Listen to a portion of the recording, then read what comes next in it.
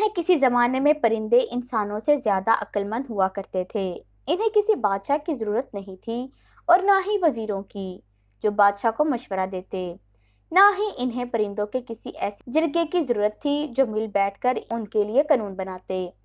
ان دنوں میں جب بھی پرندے اکٹھے ہوتے تو وہ ایک دوسرے سے خوشی خوشی گپے ہانکتے اور بتاتے کہ کون پیدا ہوا ہے اور کون مر گیا ہے، کون سے پرندے کے بچے یتیم ہو گئے ہیں، اور وہ قوانین بنانے کے بجائے اہم مسائل ایک دوسرے کو بتا دیتے تھے۔ ان کا ایک ہی قانون تھا، محبت اور دوستی کا قانون۔ نہ انہیں نفرت کا علم تھا اور نہ غصے کا۔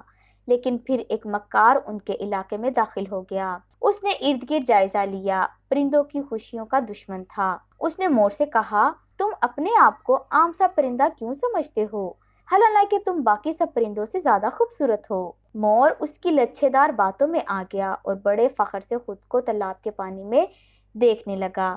پھر وہی شخص عقاب کے پاس گیا اور اسے کہنے لگا، تم یہ مریل سے پرندے کوئل کو اپنا دوست کیوں سمجھتے ہو؟ کیا تم باقی سب پرندوں سے زیادہ طاقتور نہیں؟ تم بادلوں سے بھی اوپر اڑنے والے ہو، تم آسانی سے اپنی چونچ سے اس کے ٹکڑے کر سکتے ہو۔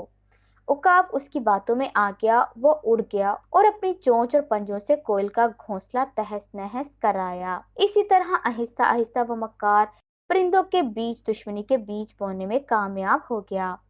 پرندوں کی پرامن سلطنت جنگ کا میدان بن گئی۔ پرندے ایک دوسرے سے لڑنے اور گالیاں دینے لگے۔ آخر کار طاقتور پرندے کمزور پرندوں کو شکار کرنے لگے۔ ہر کوئی اپنی طاقت پر ناز کرنے لگا اور کمزوروں کو برا بھلا جاننے لگا۔ ایک دن ایک ننھے سے پرندے نے سب چھوٹے پرندوں سے کہا، ہم اس طرح زندگی نہیں گزار سکتے۔ وہ سبھی عقاب کے پاس چلے گئے اور کہا، ہمیں انصاف چاہیے، آپ سب سے زیادہ طاقتور پرندے ہو، بہتر ہو سب پر حکومت کریں تاکہ کوئی کسی کے ساتھ زیادتی نہ کر سکے۔ عقاب خوشامد پسند تھا، فوراً مان گیا، لیکن پرندوں کے جانے کے بعد وہی مکار عقاب کے پاس آیا اور اسے کہا، بادشاہ تو ہوتے ہی عوام سے خدمت کرانے کے لیے ہیں، تمہارے پاس وقت کہاں کہ تم ان احمقانہ لڑائیوں میں صلح کرواتے پھرو؟ بہتر ہے کہ تم الو کو ان کا بادشاہ بنا دو۔ اس کی آنکھیں قیمتی پتھروں جیسی ہوتی ہیں، وہ صرف رات کو دیکھ سکتا ہے، اور جب روشنی میں دوسرے پرندے ہواؤں میں پرواز کرتے ہیں